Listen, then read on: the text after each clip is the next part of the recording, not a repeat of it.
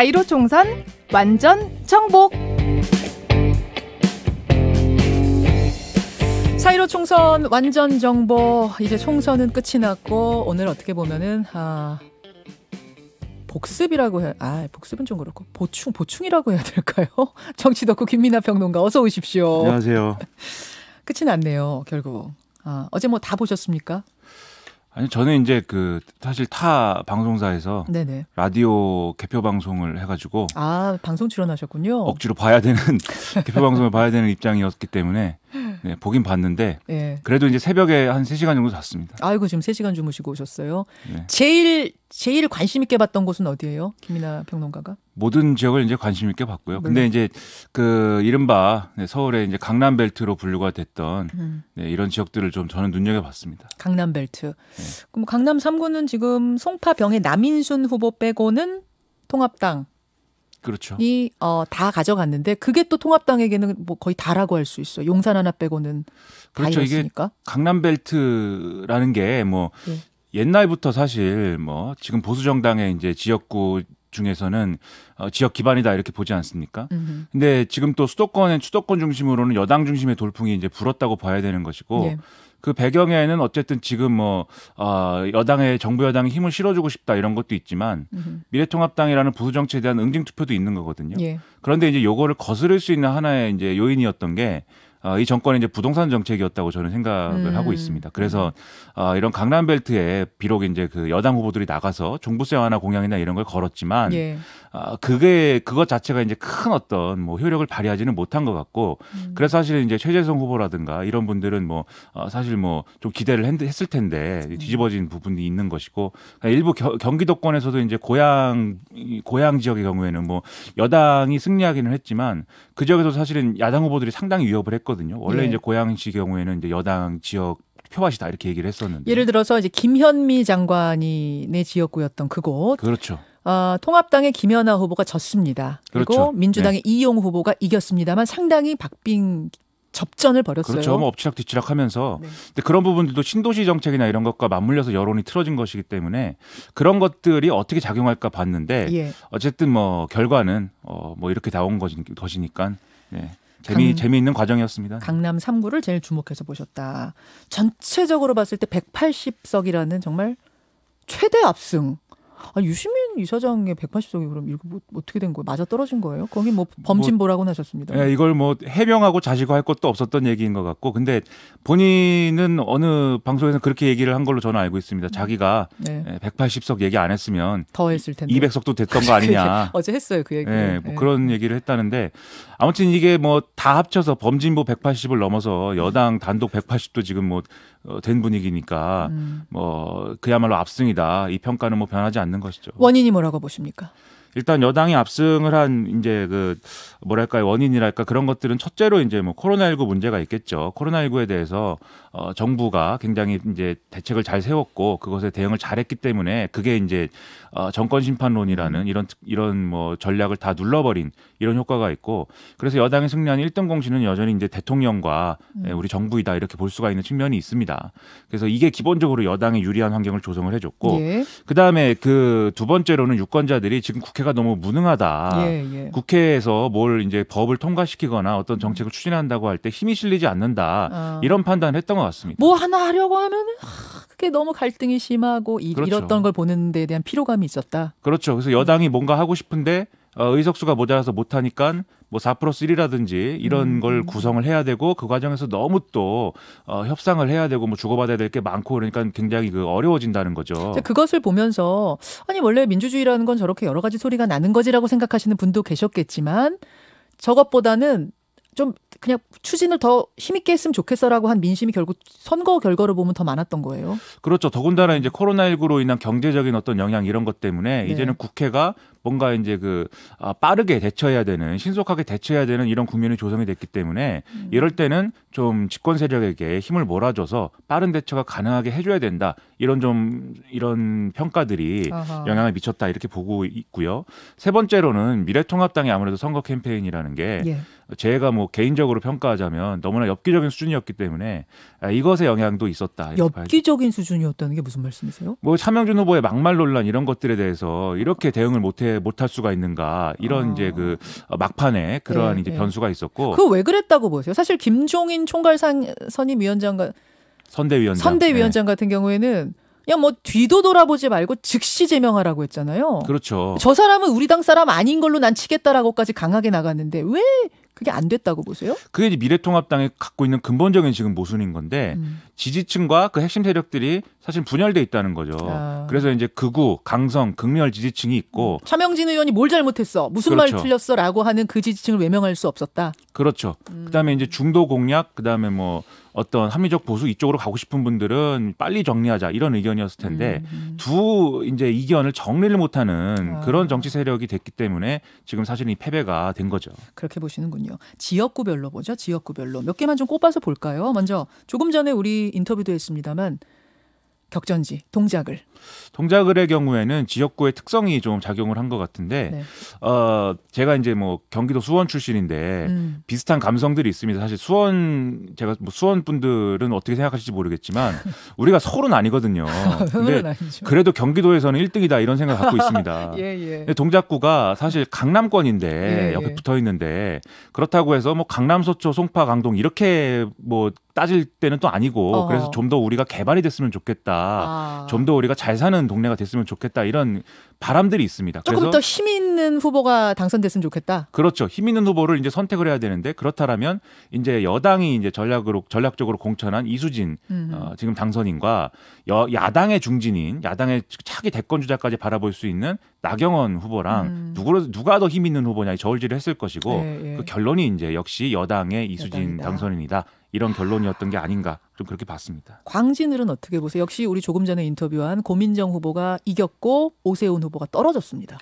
광진을의 경우에는 사실 일종의 자객 공천이다 이렇게 평가할 수 있는 부분이 있는데 오세훈 후보가 사실 지금 언론에 굉장히 많이 등장하는 황교안 대표만큼의 어떤 그런 영향력을 가졌던 대권 후보라고까지는 분류하지 않았지만 어쨌든 잠룡은 잠룡이었던 거죠. 그럼요. 그런데 이제 황교안 지금 이제 전 대표가 됐는데 어제부로 황교안 전 대표가 사실 이번 선거를 통해서 일정 정도 물러날 수밖에 없는 계기가 만들어진다면 이제 힘의 공백 상태가 발생하게 되고 그럴 경우에 차기 대권 주자들에 대한 어떤 수요가 이제 늘어날 수가 있지 않겠습니까? 그런데 바로 이런 것들까지 사실은 새싹을 잘라버린 이런 역할을 하는 이제 자객 공천이 이루어진 건데 이런 부분에서 사실 고민정 당선인과 오세훈 후보 간의 어떤 양자의 대결 구도라기보다는 고민정 당선인이 등에 업고 있는 어떤 정권의 어떤 맥락 그리고 그 정권에 뭔가 반대하는 대선 주자라는 맥락이 두 개가 부딪히면서 이제 여기에서 이제 유권자들의 판단이 이제 이루어졌다 이렇게 봐야 되는 거죠. 고민정이라는 사람은 정치 신인이지만 청와대 출신 문재인 대통령의 사람 이런 이미지가 워낙 강했던 그렇죠. 것. 이게 장점으로 작용했다. 그리고 역시 차기 대권 잠룡인 임종석 전 비서실장이 굉장히 공을 들여서 유세를 해줬고 이렇게 좀 당과 정부가 총출동해서 지원을 해줬기 때문에 그런 부분을 이제 유권자들이 이제 봤던 것 같습니다. 결국 정권 대 정권 구도. 그렇습니다. 이런 구도가 먹혔다고 보시는 거군요. 그렇죠. 이게 그런 구도로 가면 사실 현재냐 과거냐 미래통합당은 현재냐 미래냐로 하고 싶었겠지만 그런 구도로 이제 현재냐 과거냐가 될 수밖에 없는 거거든요. 알겠습니다. 어디로 가볼까요? 송파을 한번 가볼까요? 송파을 여기는 최재성, 배현진 두 그렇습니다. 사람이 맞붙었는데 배현진 후보가 이겼습니다. 최재성 후보는 사실은 여권의 중진 의원인데 무게감이 있는 의원인데 이렇게 바람이 부는데 떨어졌어요. 그렇죠. 여기가 사실 기본적으로 보수세가 강했던 지역인데 최재성 의원이 이제 보궐로 들어가지 않았습니까? 이때가 이제 문재인 대통령이 당선되고 나서 사실 이제 더불어민주당과 지금 집권 여당과 정부의 어떤 지지세가 최대치에 달하는 그런 상황이었기 때문에 사실 당선이 됐던 거였고 원래는 이제 보수 지지세가 이제 강한 지역으로 저는 알고 있습니다. 거기다가 이제 여기 고가 주택이 모여 있는 아파트가 있거든요. 그래서 이런 지역의 경우에는 사실 앞서 말씀드린 부동산 정책의 영향을 좀 받았을 것이고 그것에 의해서 배현진 이제 당선인이 이제 탄생을 했다 이렇게 볼 수가 있는 부분이 있죠. 그렇군요. 저기로 가보죠. 충남 공주부여 청양. 여기 박수현, 정진석 두 후보가 붙었는데 정진석 후보 미래통합당의 승리. 똑같은 질문이에요. 사실 민주당 바람이 이렇게 부는데 그리고 말씀하신 대로 청와대 출신들이 다 잘 됐거든요. 지금. 그렇죠. 근데 지금 박수현 전 청와대 대변인 떨어졌어요. 여기 뭐 원인이 뭐라고? 박수현 전 고향이기도 하고 여기가. 예, 박수현 후보의 경우에는 사실 짠한 부분이 많은데 이렇게 뭐 청와대에도 뭐 출퇴근했다고 그러고 뭐 버스를 뭐 굉장히 오랫동안 타고 뭐 서울로 갔다 뭐 이런 여러 가지 스토리들이 있는 분인데 어쨌든 낙선을 했습니다.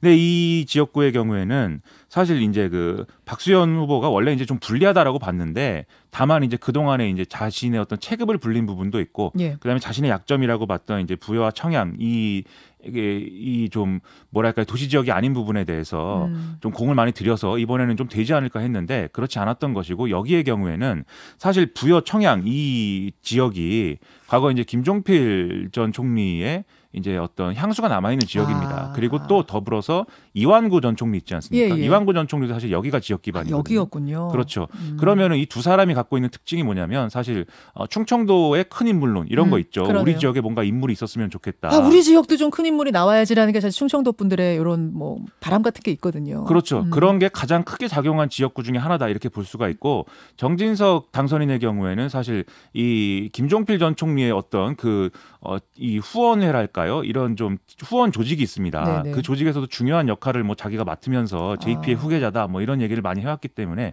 그리고 또 아버지가 있습니다. 이 정진석 의원의 아버지가 또 이 지역에서 정치적 영향력을 크게 행사하고 있거든요. 그래서 이런 여러 가지가 다 겹쳐지면서 정진석 후보가 이제 여론조사상에서 드러난 것과는 달리 역전했다 이렇게 볼 수가 있는 거죠. 그렇군요. 뭐 격전지에 대한 이야기 분석은 저희가 오늘 댓글쇼에 김민하 평론가 또 같이 모시고 갈 거거든요. 거기서 조금 더 분석을 해보도록 하고 저는 두 번째 키워드로 좀 짚어볼게 결국 다시 양당제, 더 강화된 양당제 이 얘기 좀 해봐야 되지 않아요? 그렇죠. 원래 이제 우리가 준연동형 비례대표제 말이 어렵고 내용은 더더욱 어려운 이 제도를 도입을 하면서 네. 군소정당들이 이제 많이 수혜를 입을 것이다라고 봤는데 지금 결과를 보면은 물론 이제 비례대표 투표의 경우에는 계속 이제 뭐 끝까지 봐야 되겠지만 거의 이제 전멸 수준의 이런 타격을 입은 민생당이 있고. 여기 한번 보세요. 여기 아까 제가 계속 여러분들한테 유튜브로 레인보우로 보여드렸던 지도. 여러분들 여기 당선자 이름은 안 보이시겠지만 색깔은 보이시잖아요. 파랑색, 빨강색, 노랑색 딱 하나 있어요. 여기 심상정 대표 하나. 그렇죠. 노랑 딱 하나 빼고 다 빨강, 파랑밖에 없는 무소속도 5군데밖에 없는 요런 강화된 양당제. 그렇죠.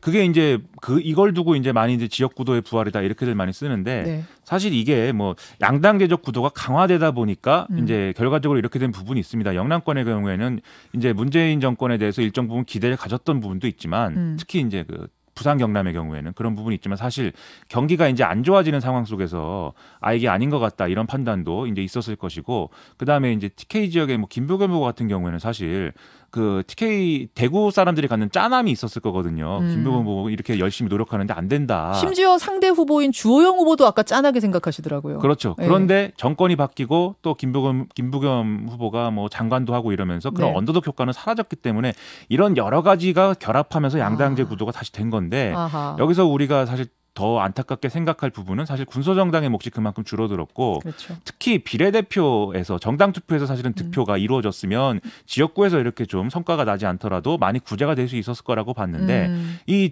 비례대표 투표에서도 사실은 이제 양당의 어떤 위성정당 이런 것들이 네. 등장을 하면서 거의 이제 성과를 못 내는 상황이 이제 됐다. 이렇게 사실은 위성정당이 비례정당 표도 다 싹쓸이 했죠. 그렇죠. 이 정도면 싹쓸이라고 봐야 되는 거 아닌가요? 그렇죠. 그래서 이제 전체 의석의 거의 280석 가까이를 예. 이제 양당이 그냥 나눠 가지는 이런 현상이 이제 나타난 것인데 특히 이제 또 볼 수가 있는 부분이 뭐 정의당도 있지만 정의당의 경우에는 사실 그동안에 뭐 선거제도의 가장 큰 수혜자가 될 것이다. 이렇게 좀 하는 평가들이 있지 않았습니까? 그런데 이 부분에 대해서도 정의당이 그동안 어떤 잡아왔던 방향이라는 게 있습니다. 그래서 뭔가 정부 여당에 조력을 하는 어떤 그런 역할로서 조력을 하면서 자기 목소리를 내는 이런 노선이었는데 사실 그런 노선이 정확히 평가를 받지 못한 상황에 이제 도달한 거죠. 한계에 도달한 것이죠. 그래서 유권자들이 그런 평가를 합니다. 이 선거제도 개혁으로 수혜를 받을 수 있는 당이 분명히 있다라는 평가를 하지만 지금 이제 그런 수혜를 받는 것을 우리가 원하느냐라고 봤을 때는 그런 동력은 약했기 때문에 앞으로 여러 가지 고민을 통해서 정치 노선을 변경해야 될 것 같습니다. 여기까지 총선 완전 정보 김민하 평론가 수고하셨습니다. 고맙습니다. 김현정의 뉴스쇼는 청취자 여러분의 참여로 이루어집니다. 트위터, 페이스북, 레인보우 게시판, 그리고 단문 50원, 장문 100원의 유료 문자 샵 1212, 우물정 1212 통해 참여하실 수 있습니다. 김현정의 뉴스쇼, 여러분과 함께 만듭니다.